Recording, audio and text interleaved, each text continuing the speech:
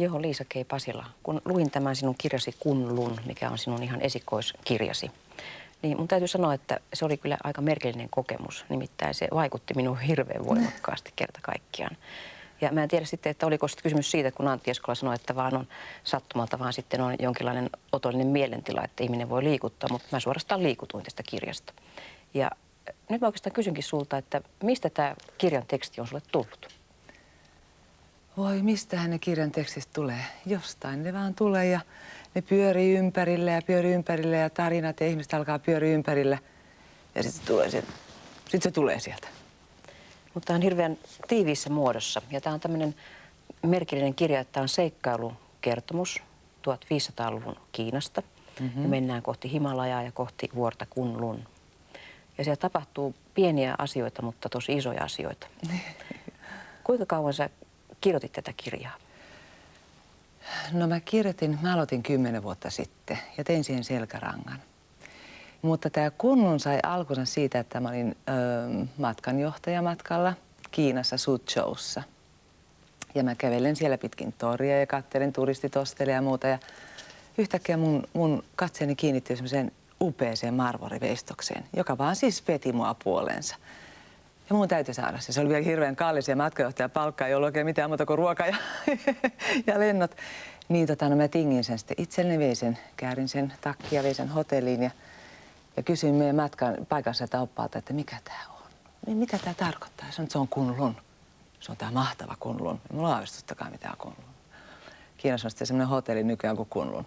Mutta Kunlun on vanha taolainen legenda, jonka mukaan Kunlun vuorella asuu jumalat ja Lao Tse asuu siellä myös ja sen juurella on Shangri-La.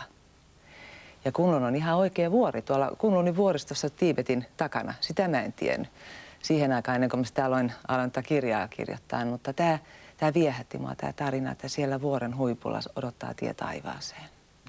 No tässä on aika paljon, siis sanotaan, että tämä nyt ei todellakaan seikkailukertomus pelkästään, eikä pelkästään ihanaa kuvailua, vaan tässä on hyvin paljon filosofista pohdiskelua. Ja siellä pohditaan oikeastaan sitä, että mitä tämä elämä on ja miten pitäisi tässä elämässä oppia olemaan tässä hetkessä läsnä ja olla kiinnittymättä mihinkään turhaan niin hyvään kuin pahankaan. Joo.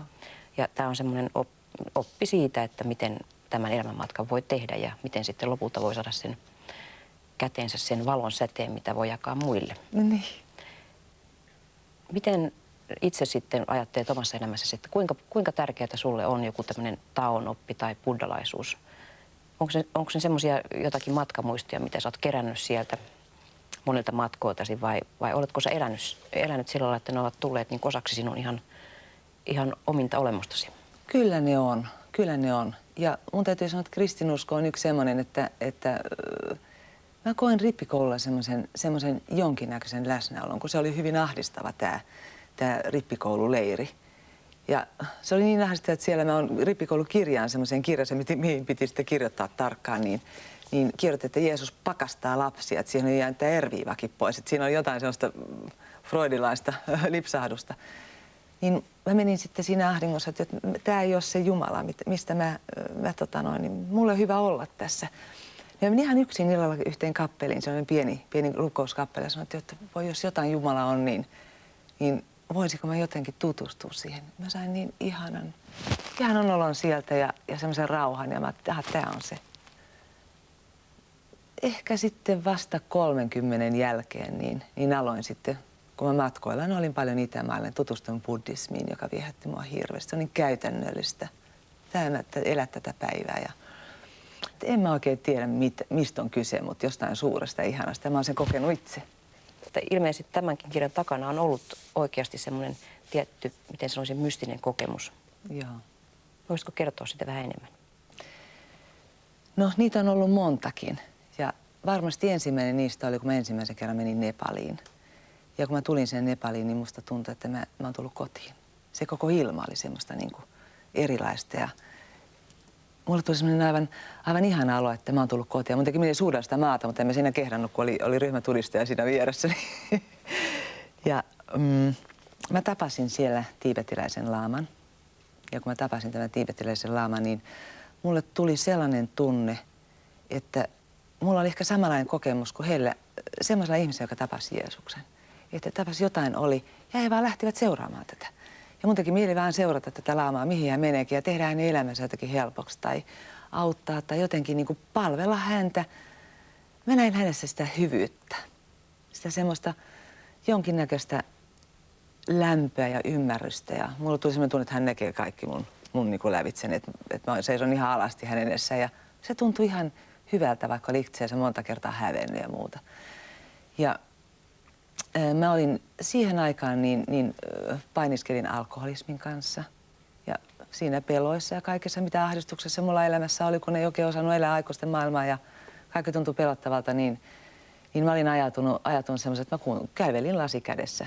Ja enkä tiedä oikein missä on vika, mutta jossain on vikaa. Niin tää jotenkin avasi mun silmäni tämän tiibetiläisen laaman tapaaminen, että mä katson itseäni peilistä. Kuka mä olen? Mitä mä teen? Ja sitten mä hain apua tähän mun alkoholismiini. Ja sitten on 20 vuotta ollut raittina, että siitä mä selvisin. Ja sitten ihan puoli vuotta sen jälkeen, niin mä menetin ensimmäisen lapseni synnytyksessä. Ja se oli täällä naisten klinikalla ja se oli pari viikkoa ennen laskettua aikaa, niin lapsella todettiin aivokasvain ja siinä sitten täytyy sitäkin katsoa silmistä asiaa, että tässä nyt käy näin. Ja se oli vaikea paikka mulle, kun mä jotenkin niin kuin odotin ja mä olin elänyt siellä maailmalla, enkä mä mene naimisiin, enkä mä lapsia saa, mutta sitten niin kuin yhtäkkiä annetaan tämän lahjoja ja mä ihastuin ja kuuntelin sitten musiikkia tämän lapsen kanssa ja valmistaudun olemaan äiti ja sitten yhtäkkiä ei susta tulekaan. Ja lapset täytyy tehdä eutanasia, ettei muutaman tunnin voi elää, mutta ei voi tehdä mitään. Niin siinä hetkellä sitten sattui olemaan mun luokkatoverin, joka oli naistekniikan lääkärinä. Siinä kun tämä tehtiin, tämä operaatio, tämä lapsi kuoli, niin mä tunsin, tätä on niin vaikea selittää, mutta mä tunsin, että tämä lapsi jotenkin niin kuin lähti siitä mun ruumiistani irtautumaan pois, että oliko se lapsen sielu tai oliko se jotain musta lähti poispäin, mä halusin perään. Mulla ei ollut oikein mitään, mä halusin vaan lähteä sinne perään.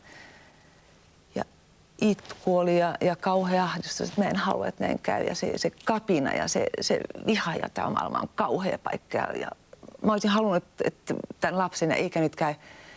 Ja sitten siinä jotenkin niin kuin, ei enää jakson antaa periksi. Tai se ei jaksanut pitää kiinni siitä ja sitten vaan annoin periksi. Ja mut valtasi taas semmoinen lämmin olo, että kaikki tässä maailmassa on yhtä. Mä en eroa siitä lapsesta koskaan. Se on osa minua, mä olen osa siitä. Me ollaan kaikki yhtä. Ja se oli niin, mun on hirveän vaikeasta niin kuin sanoilla kuvata, niin kuin ihmiset, jotka on kertonut, että he ovat kuolleet kliinisesti ja tullut takaisin. Niin kaikki sanoo, että ei osaa oikein niin kuin kuvata sitä, mutta se oli jotain niin mullistavaa, että mä tiesin, että koko tämän kaiken elämän takana jotain niin suurta ja niin ihanaa ja niin rakkauden täytteistä ja niin täydellistä, että mä en enää voinut katsoa maailmaa samanlaisilla silmin, vaan että siitä tuli mun semmoinen elämän perusta jotenkin, että mä oon kuolematon. Mun ruumiille voi käydä mitä tahansa. Mä kuolen sitten, kun mä kuolen, mutta mussa on jotain osa sitä. Mä oon osa sitä ihanaa isoa sielua tai maailmankaikkeuden sielua tai miten sitä nyt voisi sanoa. Niin kyllä se muutti kaiken. Ja sitten mä hautasin mun lapseni ja mä olin jo sanonut hyvästi siinä hän lähtiessään, kun ei mitään hyvästä ei tarvitse sanoa, kun kuolema ei ole. Vaan mitä on? On ikuisesti jatkuva muuttuminen. Ikuisesti jatkuva muuttuminen.